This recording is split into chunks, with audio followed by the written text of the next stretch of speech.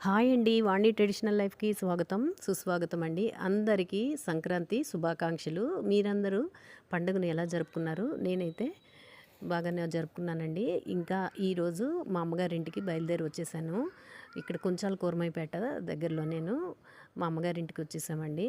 ఉదయం ఇంట్లో కార్యక్రమాలంతా అయింది. అవి వీడియో షూట్ చేయడం అవ్వలేదండి. త్వరగా ఇంటికొచ్చేసాను.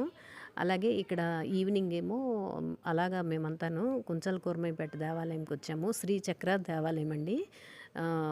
అమ్మవారి దేవాలయంకొచ్చాము. ఇక్కడ అమ్మవారికి మనము ఏ కోరికలు కానీ ఏమైనా సరే మనసులోని మనము అనుకున్న వెంటనేను ఆ కోరికలు తీరుతాయి.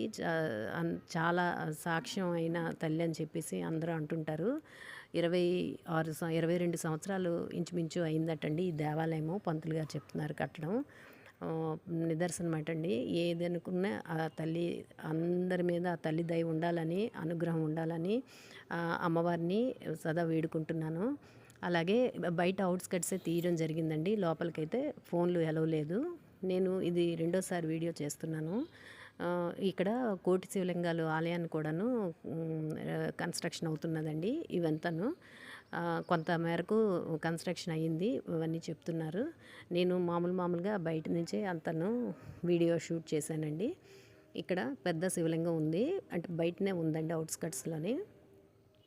అందరం దండం పెట్టుకున్నాము. ఈ నూతన సంవత్సరంలో అడుగుపెట్టాము.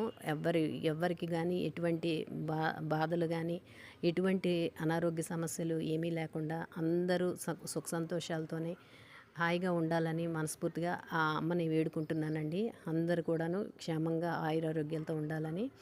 మళ్ళా పంతులు గారిని అడిగి కొంచెం లోపల ఆ శ్రీచక్రాలకి వీడియో షూట్ చేశానండి. అందరికీ ఈ వీడియోని షేర్ చేద్దామని చెప్పేసి. నా వీడియోలు గనక మీకు నచ్చినట్లయితే please do subscribe and support.